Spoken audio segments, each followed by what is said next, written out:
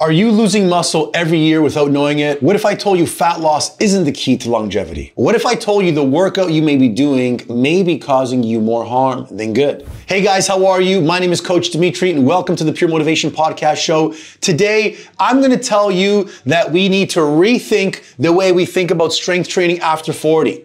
I wanna remind you that we need to rethink the way we think about if we wanna live a strong and healthy lifestyle. And I want to make sure I can help you live a strong, pain-free, active lifestyle without complaining or worrying about how to get it done.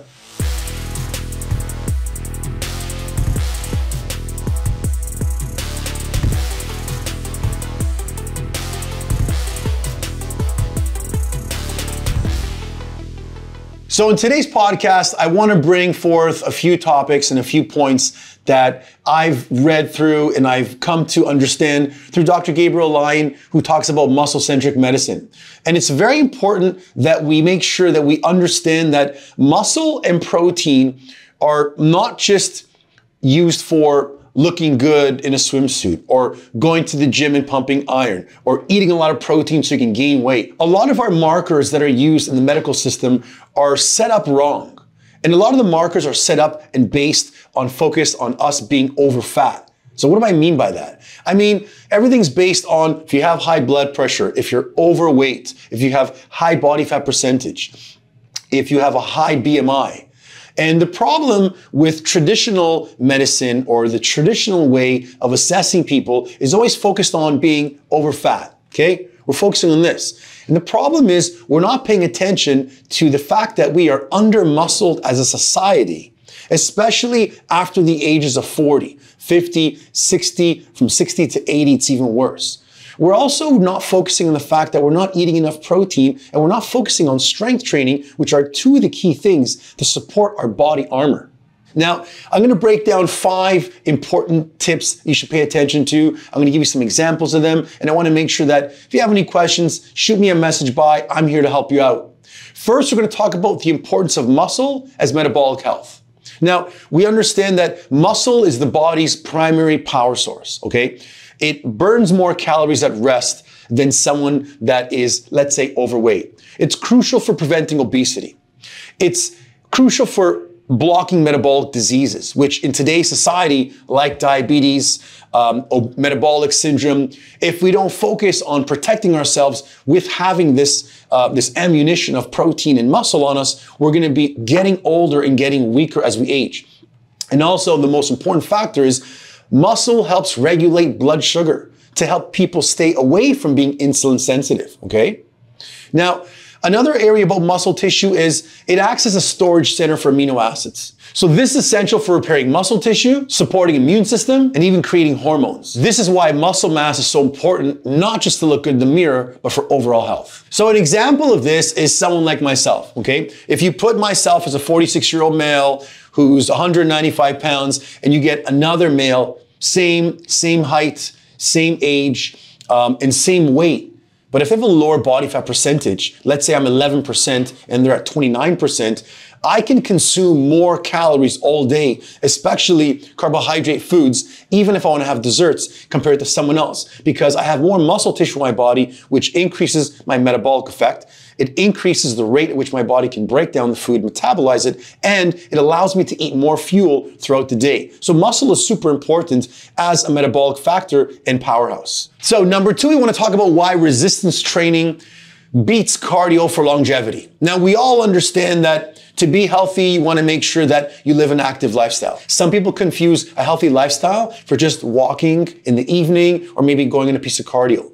But a healthy lifestyle revolves having a healthy skeleton, healthy ligaments, and healthy muscle tissue to support your body for its normal and functional movements. Strength training improves functional muscle, which means it's improving your strength, it's improving your balance and your mobility, reducing the risk of falls for people as they get older. I know it may sound crazy and people may say, when am I going to fall? But if you listen to the stories of people from 60 to 80 years old that do fall, you will know that they'll fall and they'll break their radius and ulna, or they'll break their humerus bone, or they'll break their hip. So the cause of that is because they didn't have an earlier lifestyle of having weight training or strength training involved in the program. So resistance training improves bone density, muscle tissue, ligament strengths. It's gonna make sure it's also gonna reduce the risk of osteoporosis as you age.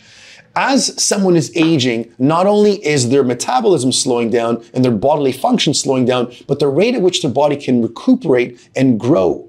So if you're not putting stress onto the load of muscles and you're not squatting, you're not pushing, you're not pulling, you're not rotating, and you're not holding heavier objects, your body will become much more softer. Your central nervous system is not going to get that stimulation that it needs to protect itself. And if you're aging without resistance or load on the body, you're just going to get weaker as you age. So an example of how this can be put into real play scenario is if you were to do 15 to 20 minutes of regular resistance training. Let's say you had 3 movements. You had squats, you had deadlifts, and you had some incline dumbbell presses.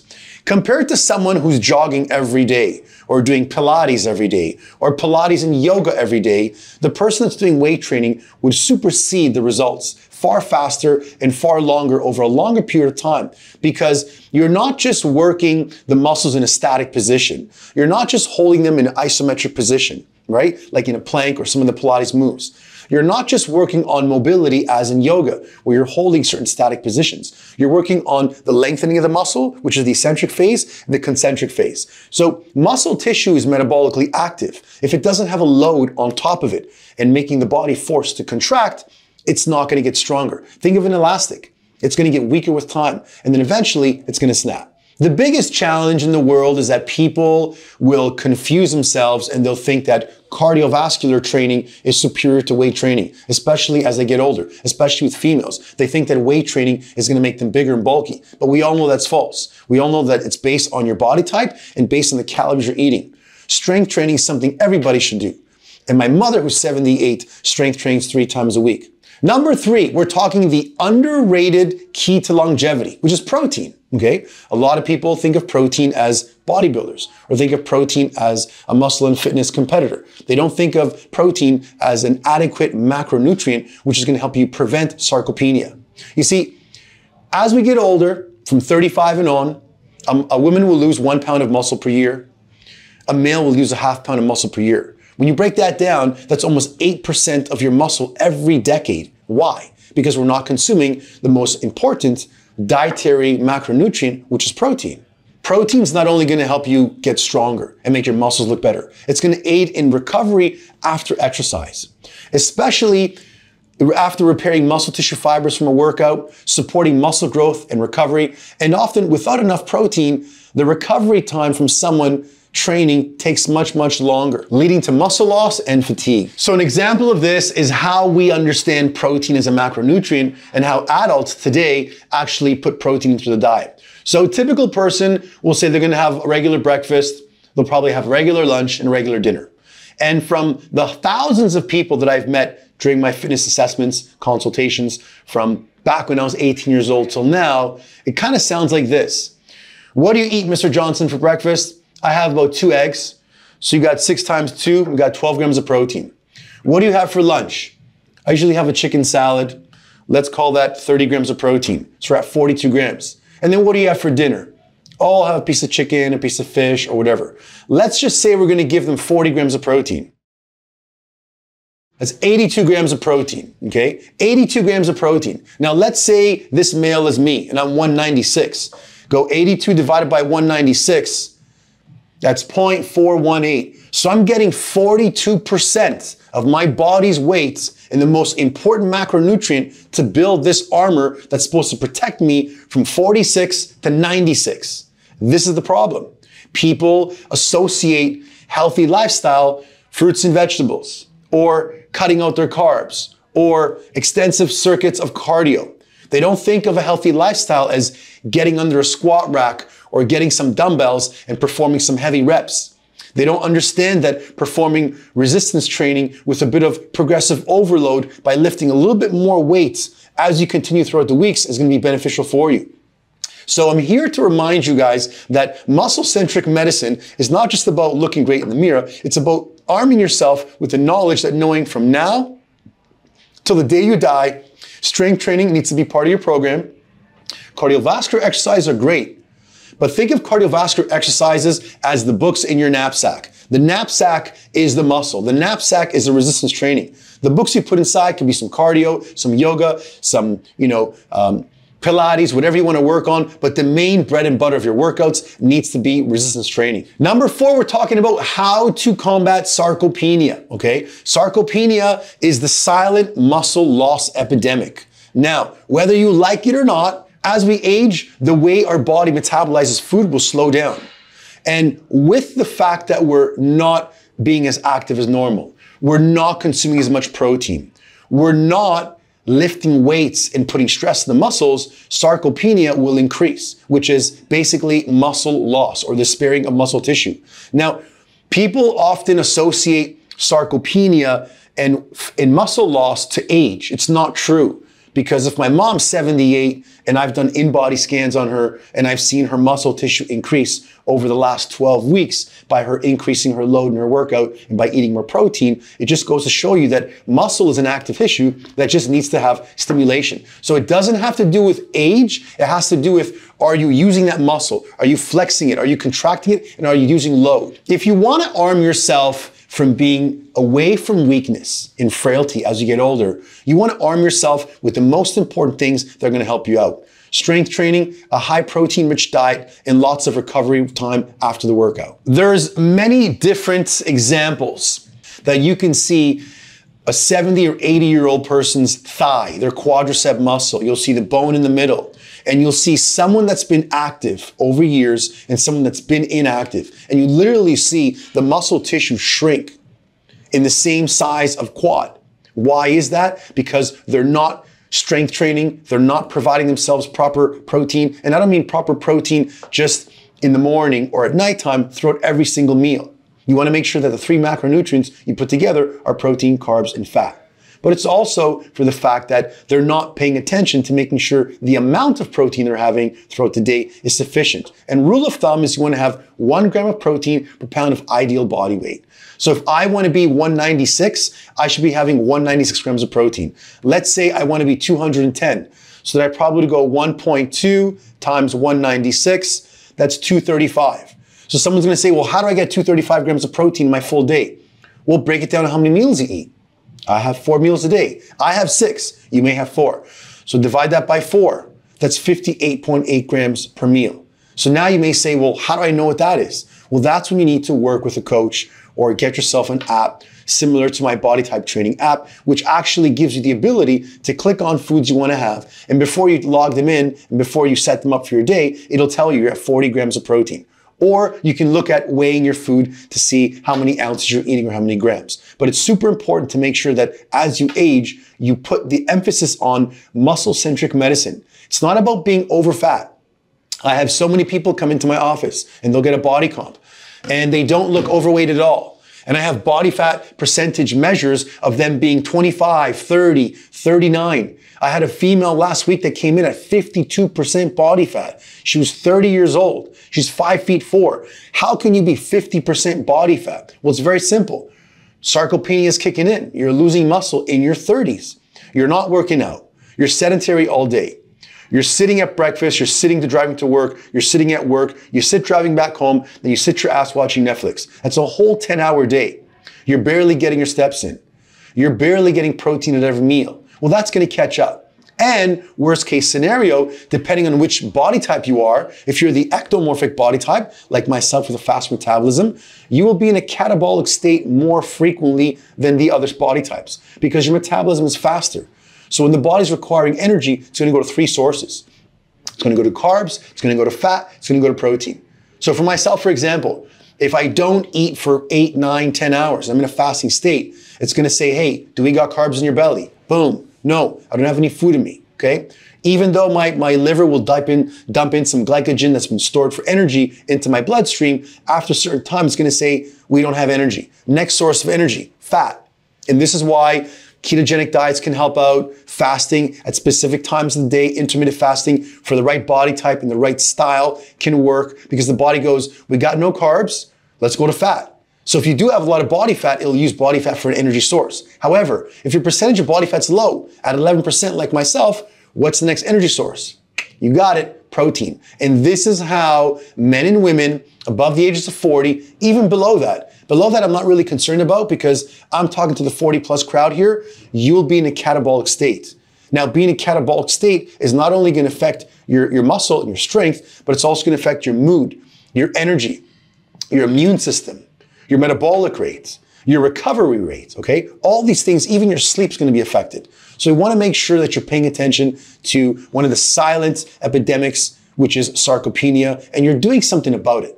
And lastly, let's talk about stress hormones and muscle health, okay?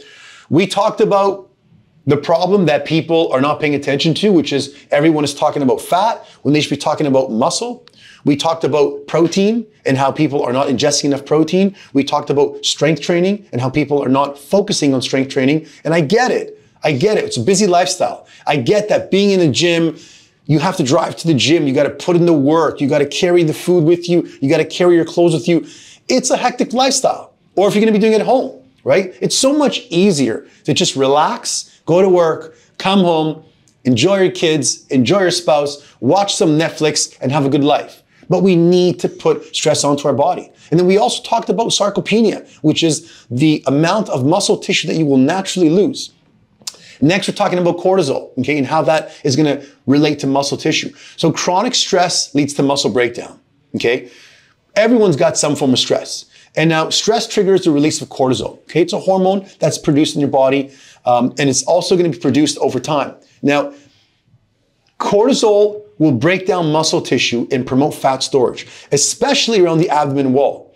And when you look at people that typically are overweight, the biggest areas is going to be midsection, especially with men. Men carry a lot of their adipose tissue in the midsection. Women typically carry it around the waistline, okay? Second place that men are going to carry it is right over here.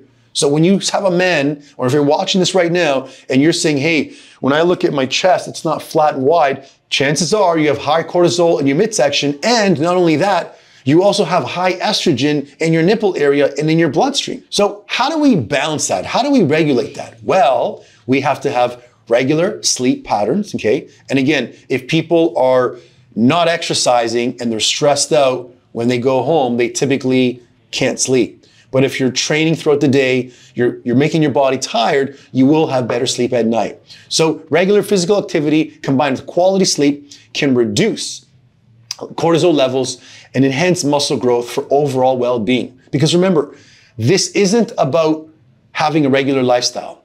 We want to be an elite lifestyle. We want to have a high-performing lifestyle. Because if not, the worst thing you're going to do is look back at your life in your 50s and 60s and have regret. For what? For not listening to Coach D when he's been telling you what the world's been telling you to do, which is exercise, eat a high-protein diet, get some activity, get some rest in there.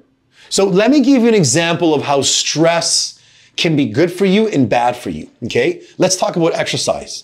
The stress that is caused during short periods of intense exercise. So I'm bench pressing, I'm bicep curling, I'm slamming a ball. That stress is good for you. Although it may raise cortisol levels for a small period, it's shocking your central nervous system. And it's telling your brain something's going on right now.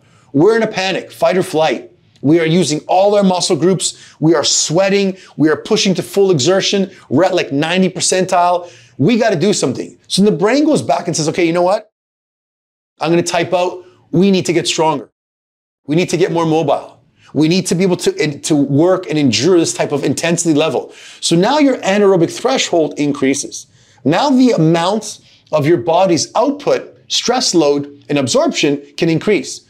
So in a regular life scenario, if you had to be chased for whatever reason, if you had to go run to catch your child, a dog, whatever it is, you're not going to do so and get injured. Now let's talk about bad stress, okay? We're talking about chronic stress, like poor sleep, work pressures, can lead to muscle loss and fat gain. Simple stress management techniques such as mindfulness will help you out, gratitude in the morning, meditation. But from all the people that I've spoken to, and for all the people that I've mentioned to that they should practice some form of meditation, mindfulness, gratitude. If I had to ask them, what's easier for you? Go work out or go meditate? They'll say go work out. Go work out or, practice writing gratitude poem in the morning. They'll go work out. So if it's the easier route, stick with the easier route and get the results you want. So to summarize and to make sure that You picked up all these nuggets I've given you. I want you to remember one thing. When you're with your family, when you're with your peers at work, and when you're with anyone that is unhappy with their weight, I want you to look at them and I want you to pay attention to them. They're focused on weight. They're focused on cutting back carbs. They're focused on not eating enough food. They're focused on taking all these fake supplements. They want to get Ozempic, and they're worried about being healthier. But if you pay attention, you teach them that it's about muscle-centric medicine mindset. Build some more muscle in your body. That way your body's more metabolically active. If your body's more metabolically active, it'll naturally burn body fat, okay? You have two people. One is doing no workout, but they're dieting. One is just working out really hard, doing cardio, and they're barely dieting. This person's gonna get more weight, more body fat, okay? Also, you wanna look at the fact that society has taught us how to focus on body fat and weight. We need to focus on being over-muscled. We need to focus on making sure that we're eating the most important macronutrient throughout the day. And I know this could be tough for some of you. I know that this is overwhelming for some of you. Just like if you're talking anything in terms of construction to me, or how to fix something in the home, I'm gonna run away and call somebody. But if we're talking muscle mass, we're talking muscle tissue, and you're still unsure, reach out and get some help. My name is Coach Dimitri. I hope you enjoyed this short episode on muscle-centric medicine and how we can improve your lifestyle going over these 5 tips. If you live in the city of Vaughan and you're stuck, you don't know how to get started, and you want some additional help, visit puremotivationfitness.com. Let us know. Your first week is on us. Or if you're someone that is not interested in going to a gym, you don't live in the city of Vaughan, you're following me, you've been watching me, you've been thinking about this over and over and over, and you're saying, you know what, damn it, I'm tired of this. I want to improve my lifestyle.